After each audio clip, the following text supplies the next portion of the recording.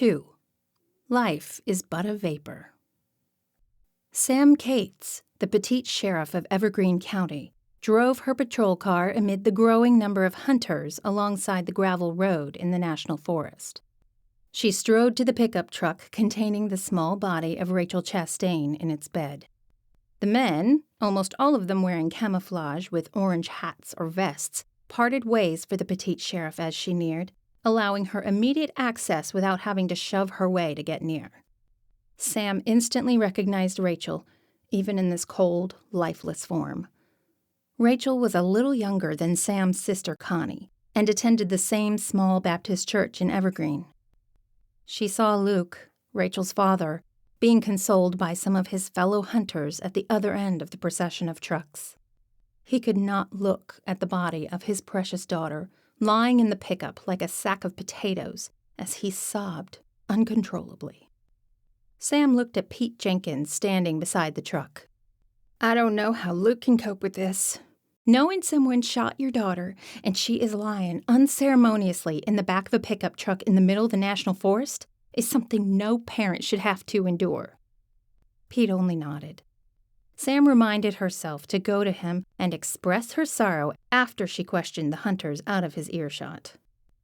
Sam's stomach roiled, and nausea swept through her body from being so close to someone she had known, who had been so vibrantly living just a few short hours ago.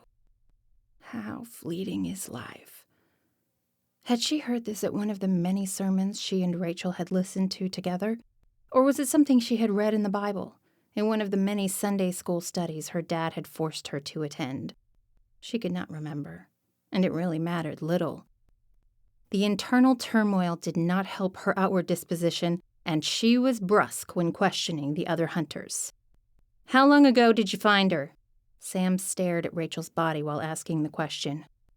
"About 30 minutes ago, Sam," Pete answered after spitting a wad of chewing tobacco in the ditch. "Was she dead when you found her, Pete?" "Yes, ma'am. Shot deader than the doornail." Pete shoved another wad of tobacco in his mouth without thinking. The tobacco seemed to calm his nerves. Sam glanced up to make sure Luke was still too far away to hear the conversation. "So why did you move her?" Nobody said anything. Sam glared at the men standing around the truck.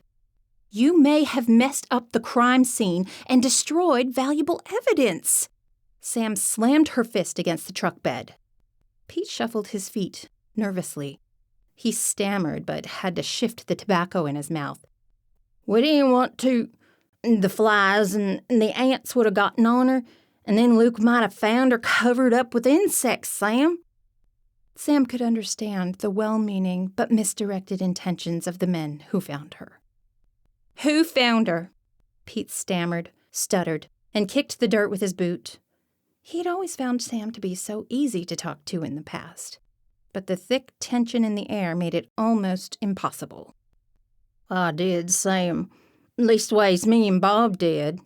His chin jutted out toward the hapless man standing next to him, as if this revelation would spread the blame a little for moving the body. Just as Sam examined the body a little closer, a green Ford truck with the caricature of a huge whitetail on its frame pulled up, and Wade Dalton jumped out and raced to Sam's side. Wade was an ex-FBI agent and was now operating a commercial hunting ranch in Evergreen.